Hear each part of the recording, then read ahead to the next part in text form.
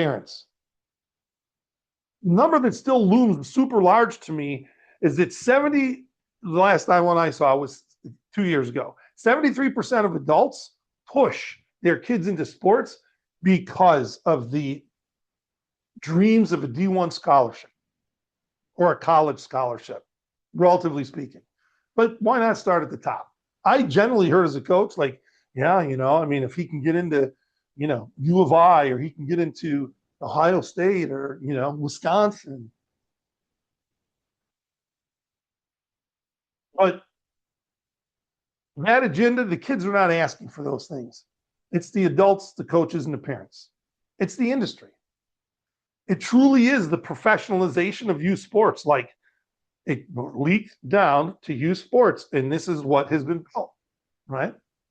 When asked, though, only 8% reported interest in a travel sport. Only 8% expressed interest in a travel sport. Ready? I didn't see this coming.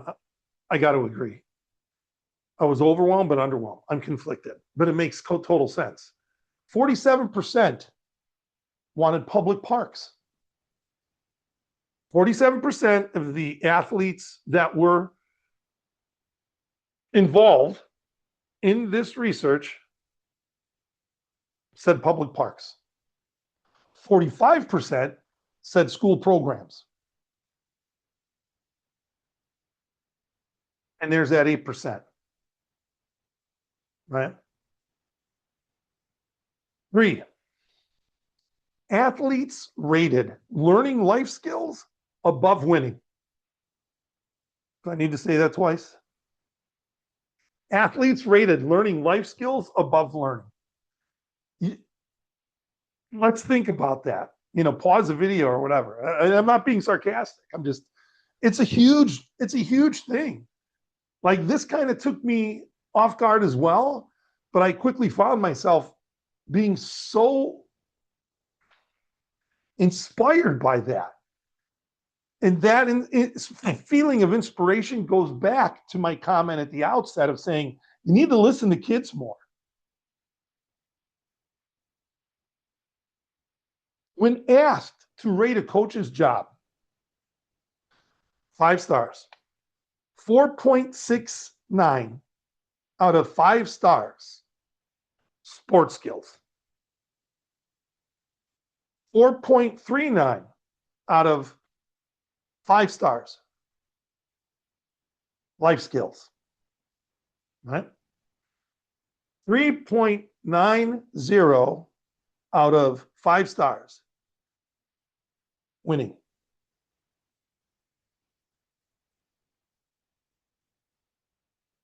Winning is the least of what they're worried about. That's an enormous statement. In this country, that is an enormous statement. We shared and we discussed this in other videos. Other countries, they don't even keep score anymore in youth sports.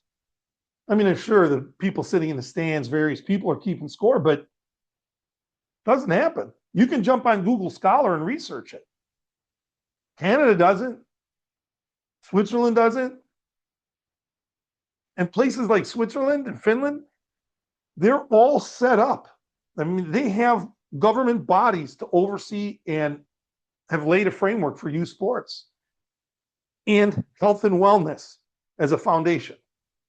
That's why we always see these things out of Switzerland or Finland or Canada, because they're dedicated to their youth sports in a very holistic way. And coaches, they are literally telling you what they want and how to do your job.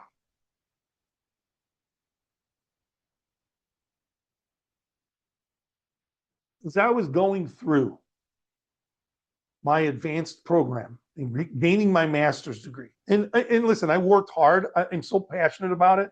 I graduated towards the top of my class. I'm not bragging. I loved it. And if I can go to school even more, I would. But life, and that's another conversation. But the first year at that time, for my lacrosse program, I flipped everything. I was an assistant coach with the lacrosse program for like 5 years. And the coach played lacrosse collegiately. We won at most 2 games. The first year I took over, we won 5 or 6 games. Because I took the things I thought were important and put them in. And I knew that the number one reason that all of these kids were here was to have fun. It's biblical. And once I changed that and a couple other things, and I still sit here in front of you shocked. Still makes me, what? These athletes are telling coaches and parents they want you to do your job in a specific way, and here's how we want you to do your job. You gotta listen to the kids, man. Develop me as a human and as an athlete. In theory, every coach in the world would agree. I know this to be true. I've talked to enough coaches. I've been to a bunch of seminars. I've talked to other coaches. Absolutely. No. Oh, yeah, it's got to be. It's got to be. Got to be that way. Can't be any other way. Well, once the season starts, it gets thrown away. There's no long-term consistent commitment to it.